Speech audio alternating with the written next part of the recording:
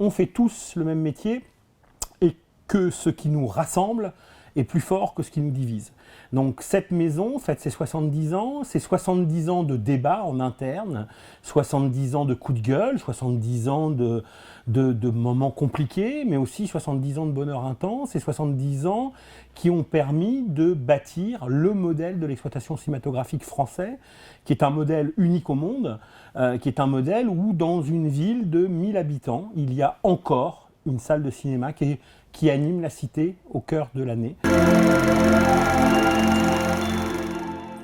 C'est notre travail de montrer que les exploitants ont une part majeure et que plus on les informe en amont, plus on leur montre les films, plus on leur montre des extraits, plus on les prépare, mieux localement, ils sont le bras armé du distributeur et bien sûr de toute la chaîne de création pour exposer, montrer le film au public sur la proximité. Donc tous ces dispositifs, nous on ne fait pas ça pour la journée distributeur, elle n'est pas là pour s'amuser, pour remplir une journée du congrès, elle est là parce qu'elle a un vrai rôle, et c'est un vrai outil. Le nombre d'exploitants, enfin, on se bat, la salle est trop petite, on est obligé d'ouvrir une deuxième salle, les gens prennent plein de notes, enfin, ça a un vrai rôle positif de formation quelque part et d'information de nos membres. Je dirais que la FNCF, elle a pendant ses 70 ans était au service de ses adhérents. Et donc elle s'est adaptée à l'évolution aussi de ses adhérents. On va dire que notre rôle... Alors d'abord, on fait un quart du marché européen. Donc quand il y a 70 ans, la France ne faisait pas un quart des entrées d'Europe. Hein. Je veux dire, l'ensemble des marchés étaient dynamiques, etc. Si on fait un peu de l'autosatisfaction, on a réussi à préserver un modèle particulier en France. Alors, ce n'est pas bien sûr uniquement l'action de la FNCF, soyons totalement pragmatiques, c'est parce qu'on a eu un centre national du cinéma créé fort, parce qu'on a eu des grands ministres de la culture qui ont compris, Jacques Lang par exemple, en 80, qui a tout de suite compris que si on voulait garder un réseau de salles, il fallait avoir des films, que les deux étaient liés, et que ce modèle qui perdure aussi aujourd'hui, c'était de favoriser la création de films français, la réalisation de films français qui iraient dans les salles et qui permettraient aussi de réalimenter le système pour créer de la diversité, le fait que tous les utilisateurs du film, la vidéo, les chaînes payantes, les chaînes de télévision contribuent au financement de ce modèle, tous ces grands principes là qui ont évolué, inventé, que il fallait aussi, n'oublions pas qu'au début, les salles de cinéma, par exemple, ne pouvaient pas bénéficier du compte de soutien. Elles le payaient, c'était une taxe, un impôt pour elles, mais elles ne le récupéraient pas. Donc, à un moment, de mettre en place le fait que de tout d'un coup, les salles ont droit au compte de soutien et que ce compte de soutien permet de rénover le parc de salles et d'avoir un parc de salles qui est dynamique, qui investit, qui écoute le public. Parce que tous les mouvements sont des mouvements dans le temps, sont des mouvements qui accompagnent le besoin du public. Les grandes salles, les cinémas architecturaux, les grandes bâtisses, et puis tout d'un coup, l'explosion du nombre de films commence à se faire. On a les chaînes de télévision qui arrivent, on a besoin de diversité. Alors on coupe les salles. Alors on les coupe peut-être pas très très bien, mais sauf que à ce moment-là, on répond à un besoin. On crée le complexe avec peut-être ces petits écrans. On fait ça peut-être un peu vite. On répond à la demande. C'est les années 70-80. On crée les complexes. Et puis tout d'un coup, on se rend compte que peut-être on est allé un petit peu trop loin. Donc on va se dire, bah oui, c'est une bonne idée de faire des salles en plus, mais ce qu'il faut, c'est des salles de qualité. Donc on va, et pour ça, on n'a pas la place en centre-ville. Donc on a le mouvement de la création des multiplexes en périphérie. Et puis on se rend compte quand même que le centre-ville, c'est important. Donc là, on a maintenant des grands établissements qui reviennent en centre-ville. Tous ces mouvements-là, bien sûr, la fédération les a anticipés. Je vais dire, et puis je parlerai pour la dernière révolution, la révolution du numérique, où en 2010, on s'intéresse dès les années 2000 à ce sujet. Très vite, on nous reproche, mais on le fait de façon totalement raisonnée. On nous dit, nous, on freine. Et c'est pas qu'on freine, c'est qu'on dit, c'est pas mûr, ça sert à rien. Un basculement erratique et dangereux, il faut absolument organiser ce basculement. Et on arrive, avec les pouvoirs publics, avec les collectivités locales, et bien sûr avec l'ensemble de nos collègues, à basculer en moins de 3 ans l'intégralité du parc sans qu'aucune salle ne ferme, ce qui n'est absolument pas le cas de nos amis allemands, de nos amis espagnols en particulier, ou de nos amis portugais. Donc voilà, cette fédération, en fait, elle s'adapte à l'exploitation de son temps, elle essaye d'être au plus près de l'exploitant, d'être un outil de service, en fait, on est une boîte à outils de service dans cette maison. Il y a des spécialistes du droit, il y a des spécialistes des questions sociales, il y a des spécialistes de la communication, et puis voilà, et puis on accompagne, on accompagne nos collègues quand ils ont des questions sur les problèmes de mise en place de la mutuelle obligatoire au 1er janvier 2016, on accompagne nos collègues quand quelque part ils ont besoin d'informations sur des problèmes de subventionnement, etc. Et puis on se mobilise pour obtenir du gouvernement la baisse de la TVA à 5,5% et en contrepartie de l'opération à 4 euros, même si on ne peut pas parler d'une contrepartie, mais d'un accompagnement de cette opération. Et puis voilà, donc c'est un lieu de débat, d'échange, de dialogue. Je pense que c'est un lieu qui a bien résisté à toutes les tempêtes, toutes les mouvances. Et puis c'est un lieu, on a traversé les tempêtes. Le congrès de Poitiers, c'est pas si loin, avec l'annonce de la carte illimitée, l'affront de certaines personnes, mais sauf qu'on débouche sur quoi? On débouche sur un encadrement de cette carte, l'ouverture de cette carte, l'obligation pour les opérateurs d'ouvrir cette carte à d'autres opérateurs. Enfin, voilà, c'est un lieu, la fédération, c'est un lieu où on débat beaucoup, et peut-être que la force de cette fédération, je ne pense pas que nous sommes puissants pour être puissants, c'est pas parce qu'on a des tracteurs, nous, qu'on est puissants. On est puissants parce que quand nous prenons la parole, on ne dit pas n'importe quoi, on a déjà évoqué entre nous ces sujets. Alors, on n'est pas toujours d'accord entre nous, mais le fait d'en discuter entre nous fait qu'on arrive sur un sujet de synthèse, sur un sujet... Alors, il y a des sujets sur lesquels on dit, là, j'ai pas de position commune, je suis désolé, mais sur certains dossiers, je n'arrive pas à avoir de position commune, parce que là, pour le coup, le spectre... Mais au moins, on constate nos désaccords et on les a fait. Et puis, sur certains sujets, eh bien, qu'est-ce qu'on fait? Eh bien, on discute, les gens, il y en a un qui est là, on parle, et on arrive à rapprocher les points de vue. On n'arrive pas à être là, mais on est là, ce qui fait que ça nous donne une possibilité de négociation avec le CNC, avec les autres membres de la profession, avec les pouvoirs publics, avec les parlementaires. Ça nous donne une possibilité d'agir. Donc voilà, moi je suis l'héritier des présidents qui avant moi se sont battus pour que cette fédération reste unitaire, et je suis dans cette même ligne. Notre force, c'est notre unité. Je dirais que la territorialité, c'est notre domaine de compétence. Donc vous imaginez bien qu'à l'échelle de nos territoires, donc de nos propres syndicats, le sujet de la fusion des régions est un sujet qui a été longuement évoqué et qui est même longuement débattu, puisque la chance que nous avons, c'est qu'il n'y a pas une circonscription en France où il n'y a pas une salle de cinéma. C'est-à-dire que globalement, tous les députés ont au moins dans leur circonscription un exploitant de cinéma, et je dirais pas jusqu'à dire que tous les conseillers départementaux, régionaux ont un cinéma dans leur zone de compétence, mais quasiment tous. Et que aujourd'hui, tous les élus français ont la conscience du rôle capital dans l'aménagement du territoire qu'a la salle de cinéma. Très clairement, la baisse des interventions, on le voit bien.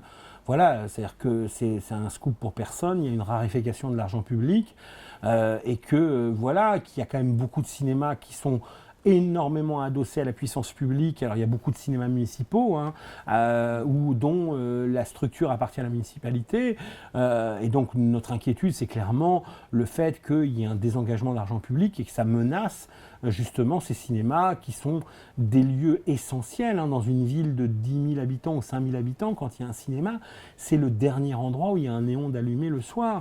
Il n'y a plus rien d'autre, et c'est le seul endroit où on vient, où est un cinéma, le seul endroit où on vient, on partage, on convivialise. Enfin bon, voilà, donc nos inquiétudes, c'est ça. Nos inquiétudes, c'est que bien sûr, par exemple, les dispositifs d'éducation à l'image pour un département, les transports pour amener les élèves au cinéma, même si le département est très bien équipé en salle, c'est des lignes importantes. Donc la tentation de faire une économie tout d'un coup sur une ligne importante, de dire tiens, je supprime cette opération, enfin je supprime pas l'opération, parce que c'est facile, je dis bon, je paye plus le transport. Bon, si vous payez plus le transport, vous n'avez plus les collégiens qui vont au cinéma, sur le principe de l'école est gratuite. Donc voilà, tout d'un coup, vous n'avez plus les collégiens dans les salles. Donc ça, oui, c'est des choses.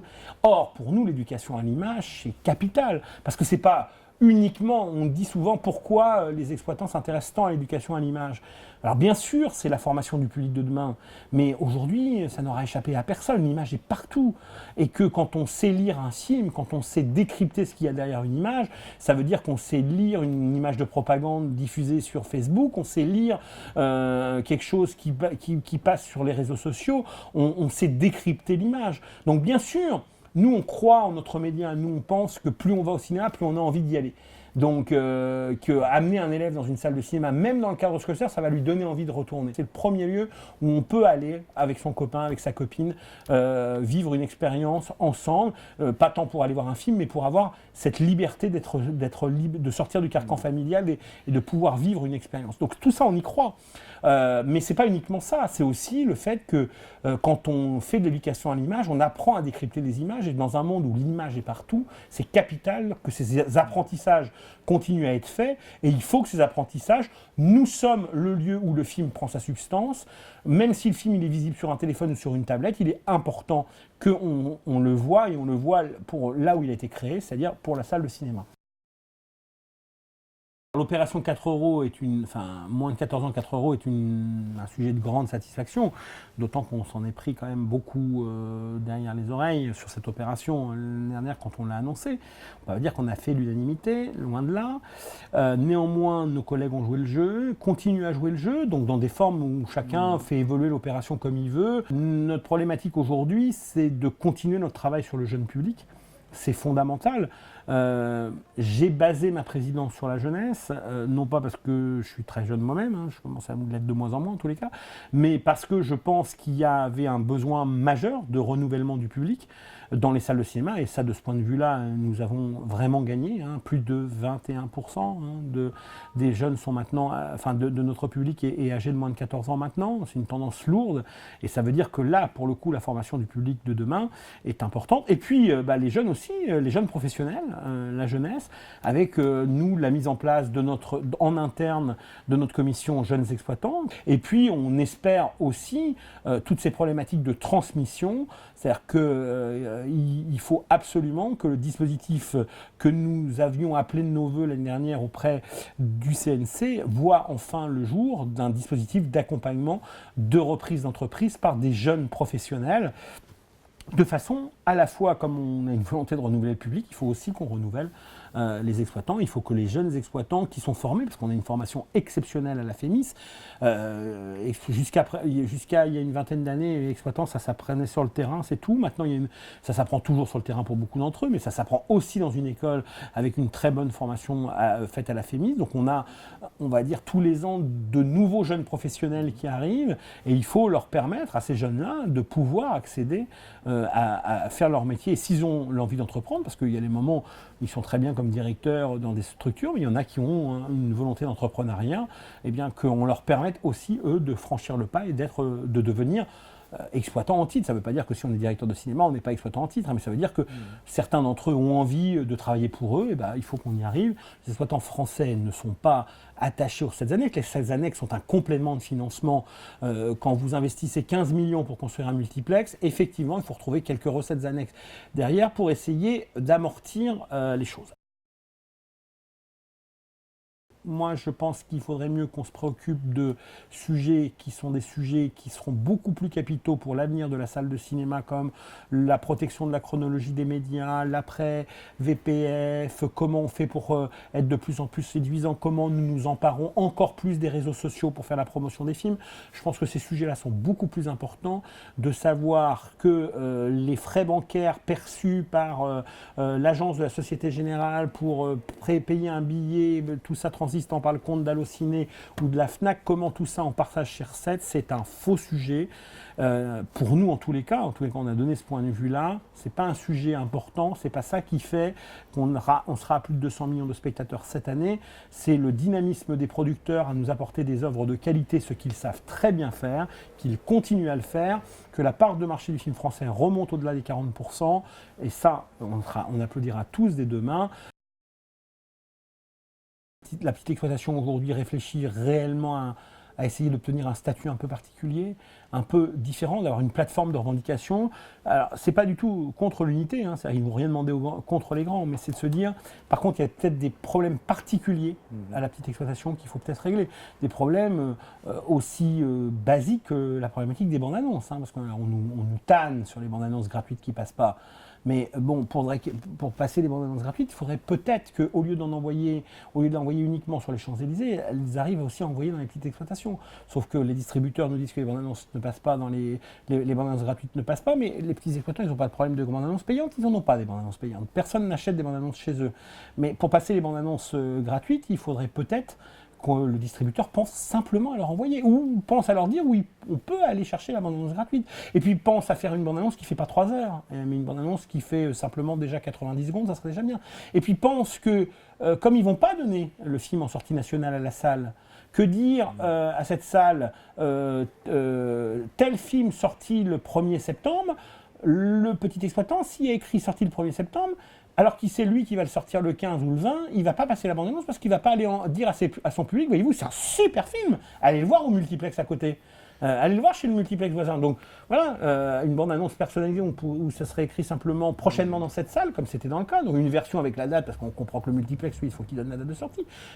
Donc des problèmes aussi simples que ça à des problèmes beaucoup plus généraux de possibilité de saisir le médiateur, du taux de location. Bon, voilà. Je dirais que de toute façon, la certitude qu'on aura, c'est qu'on sera au-dessus des 200 millions, et ce qui est très très bien, et ce qui est le niveau obligatoire maintenant de la fréquentation. Si le dernier trimestre veut sourire comme nous pensons qu'il va sourire, avec des films français qui sont là et qui sont plutôt de qualité, et des films américains, des blockbusters américains qui ont fait leurs preuves, je pense qu'on pourrait rêver à faire autant que 2014.